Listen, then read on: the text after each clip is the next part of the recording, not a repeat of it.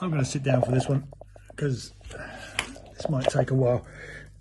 Okay, so we've had a look at the accessories, I guess. Come on, that's what you're going to call them. I don't know, not sure. Anyway, this is part 2 of the Ipswich consignment. Right, so I'm going to just basically show you what I've got here in terms of woodworking chisel, and you know, we can laugh how little I know about this sort of stuff in the future when I'm rich and famous for restoring loads of expensive tools. Right, so some of this stuff just looks like it needs a bit of love, maybe wiping down with some form of solvent and tidying up. I'm like that one, right? The blade is like super clean, right? Don't know what it's fucking for. I'm guessing that's the flatheads, and you run it against who knows. Anyway, doesn't really matter. And then there's another one of those. Again, the novelty factor alone is just fucking amazing. Look at that. Anyway, and then we've got this one, which I think is probably maybe a little younger than the rest of them, because it's kind of, you know, whatever that wood is. It's kind of fucking funky wood anyway. And then yeah, that's going to take some effort in finding out what that does. What's next? Here we go. Let's have a look at this one.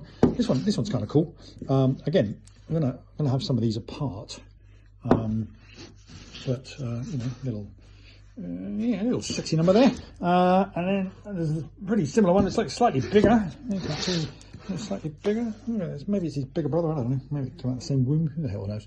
But it all looks very, very good. Right? And then there's a dinky one, well, a dinkier one. A little, you know, not sure what the hatch marks are for. Maybe gripping as you slice your finger off. And then probably my favourite one is this one, because it's so dinkus. It's just like me, cute and small, and so unassuming. Look at that. I haven't got a clue what it's for. But anyway, it's going to sit there in my heart, and yeah, it's got a pretty fucking stunning blade on it. Look at that. Christ, you could slice things. Anyway, and then there's 2 of these. Again, not entirely sure what they're for, but funny enough, Google is my friend, as is Reddit, right? And there's another one. I'm not entirely sure if there's a difference in size. Let's have a quick look at the bottoms. I'm a big fan of looking at bottoms, especially round ones. Look, there we go. Oh yes, different sizes in terms of blades and stuff. So that actually answers the question as to what those long bits of metal were in the previous video. That's kind of cool. All right, marvellous. Some voyage of discovery. And then some chunkus ones, right? Some ones that you beat your wife over the head with if she pissed you off or she tried to take your tools away. All right, so there's that there. All right, and again, I'm going to turn it over because I'm not entirely sure the difference between that one and this chunkus munkus. Is there a difference in blade size? Can you see a difference in blade size? Who knows? Doesn't really matter. I can't. And then there's that one. That one's. I mean, I like the wood on this one. They're all very, very smooth. So I'm guessing a light sort of. What do we think? 240 grit, maybe a bit finer than that. Maybe 400 grit, just to get the striations off and all the gubbins off, and sort of. Yeah. Right. Well, there you go. That's me wood.